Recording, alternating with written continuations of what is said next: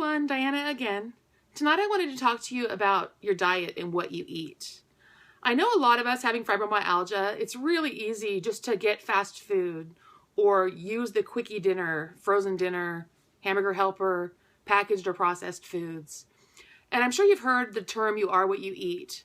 I didn't really believe that for years. In fact, I grew up with a lot of allergies. I was allergic to 6 of the 7 grains, so I was allergic to wheat, rye, barley, rice, also allergic to milk, which meant pretty much all dairy, cheeses, all that sort of stuff. I was allergic to so many things I couldn't eat.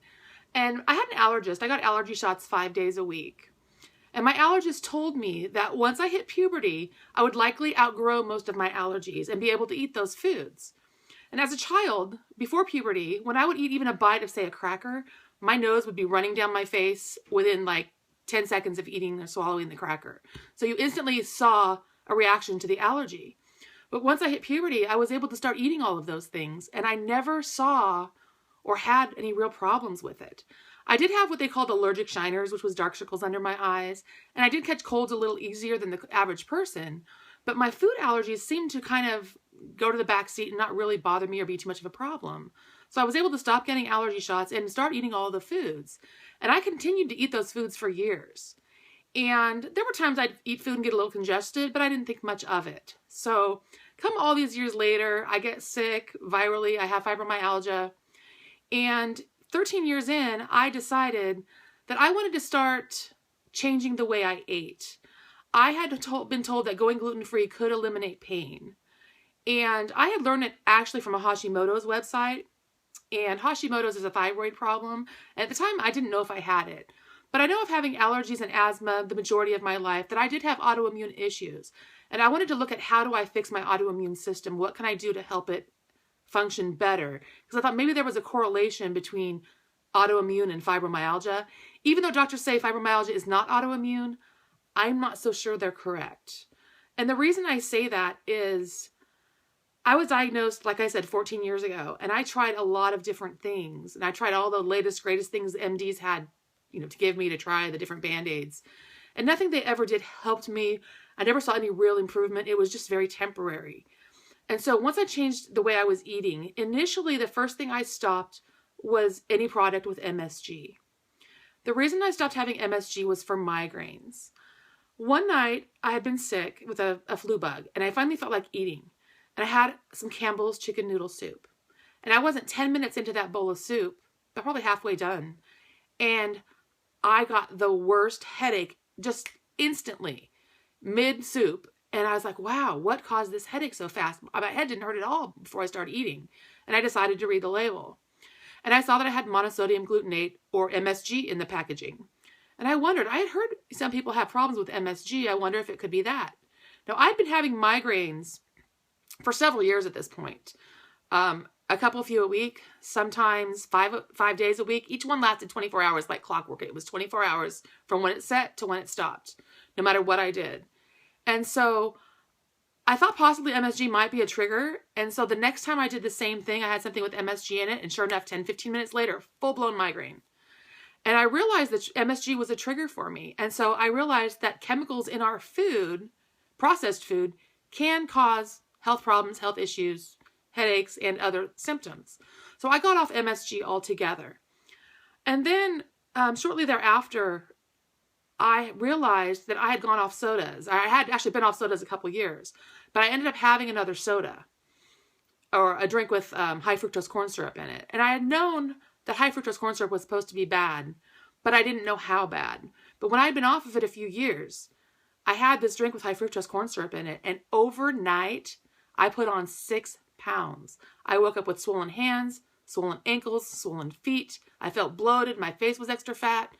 Just unbelievable.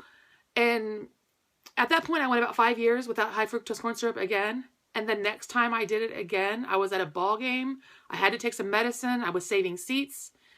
And so I ordered from the little guy that went by a lemonade. And I didn't really think about it at the time that it was probably high fructose corn syrup.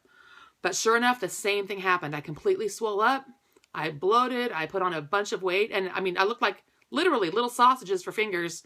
And so I, since then, have never, about 4 years ago, I've never again had high fructose corn syrup since. And that's just two examples, high fructose corn syrup and MSG. Sorry about that. My low battery light just came on, so I'll hurry it up here. But when it comes to what we eat, we don't realize that eating processed food, eating junk food, eating things that we don't know the ingredients can heavily affect us and how we feel. And I used to think my swelling was just fibromyalgia. I used to think my migraines were part of fibromyalgia. And it turns out I've been able to get to where I have maybe one migraine a month now versus I was having several a week. For swelling, my hands and feet used to be swollen on almost any given day at the end of the day. And now I hardly ever have swollen feet ever again. And I know I still have a lot of inflammation, but inflammation versus just retaining water swelling, they're two totally different things. And so something else that I did was I went off gluten. And gluten is a big one. Gluten is something that for people with autoimmune illnesses, it's a major no-no. And I know they say fibromyalgia is not autoimmune, but I'm not so sure, because with my allergies and my asthma and things I've had over my life, those are all autoimmune. And progressively, little by little, things in my life, there's been a pattern of things and sickness that's gotten worse and worse. And so I decided, you know what, I think I want to try to heal my autoimmune system and figure out how we can do that. And I decided to go off gluten initially. And going off gluten's hard because gluten's in a lot of things. But I didn't really see a big difference with just gluten. So I decided to go further and I went paleo. Paleo is no grains whatsoever, no processed sugar, no dairy, and no legumes. And so that eliminated a lot of foods. So when I did that, I did it for 3 months about 2 years ago. And during that 3 months, I did see improvements in the way I was feeling. And I didn't realize how much. But at the end of the 3 months, I slowly introduced some things back. And before I knew it, I was back feeling a lot worse again. And so about 6 months ago now, I went back to full paleo diet. And my only occasional cheat is frozen yogurt. I will admit that is my one treat on occasion. It doesn't seem to bother me. I get the low-fat or non-fat frozen yogurt as a treat. I only get a small amount, and I don't do it too often. But that is my one vice, I admit it. But other than that, I stick to a strict paleo diet. And for me, along with combining magnesium, which I've told you is a natural muscle relaxer, those two things have helped me get rid of my pain, like 85% of it. And I can tell you, if I eat gluten, even once, overnight, I feel the pain the next day. It's hard to walk. I'm cramping.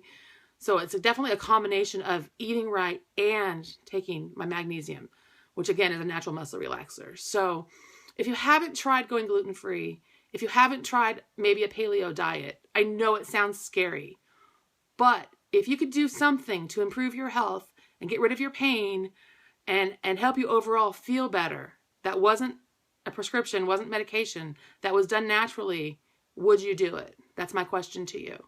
I encourage it. There's a really great book out there that's a paleo diet, basically recipe book that I started with. And she is phenomenal. It's someone who healed herself of intestinal colitis. And she's someone who was sickly in the hospital for 6 months, like near death, who changed her way of eating and is now fully healthy, functioning, doing great woman. Her name is Danielle.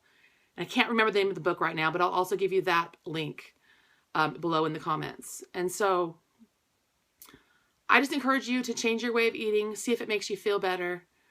If you've ever had anything autoimmune ever, allergies, asthma, Hashimoto's, rheumatoid arthritis, anything autoimmune issues whatsoever, going paleo is a good step to helping your body heal and have a stronger immune system.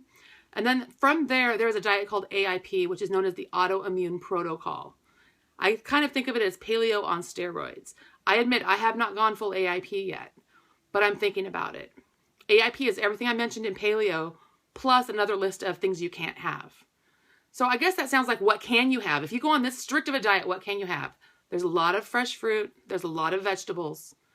And there's a lot of meat. And I used to think bacon made you fat, but I found natural bacon, which doesn't have any processing. It doesn't have nitrates and nitrites and all that junk in it. I could lose weight eating bacon daily as long as it's natural bacon, not the heavily processed stuff. So there's a lot of things you can eat. It's mostly fruits, vegetables, and meats. It goes back to the way God pretty much intended us to eat before all this junk came along.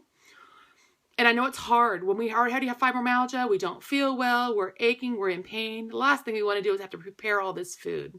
But I can be honest with you, it's one of the best things I've ever done because it's helped me so much. And I feel so much better. I feel like a new person. And so I encourage you to look into it, to consider it. Again, I'll give you a couple links below to different books I know. One is on the Paleo diet or good recipe book. Another one is on the AutoImmune Protocol, which also has recipes and talks about your autoimmune system and things you can do to heal it. Most autoimmune problems come from the gut. Our bacteria in our gut is usually not the good kind, it's the bad kind. We need to rid our guts of all that bad bacteria so our guts can do their job and absorb the nutrition we need from good food. And it has to be good whole food, not junk food. So unfortunately, our food supply, the junk food, the processed foods, a lot of the things that they grow with hormones, they're all bad for us. And I think over the years, we've basically been toxified by them. And so we need to detox our bodies. And I don't mean just a flush or a cleanse. We need to learn to eat right, do right for our bodies so our body's biochemistry can start working right and just take better care of ourselves. So I encourage you to try it. I know some of you will say, no way in heck will I do this. But let me tell you, it's been worth it. And I hope some of you will. Talk to you soon. Take care. God bless. Bye-bye.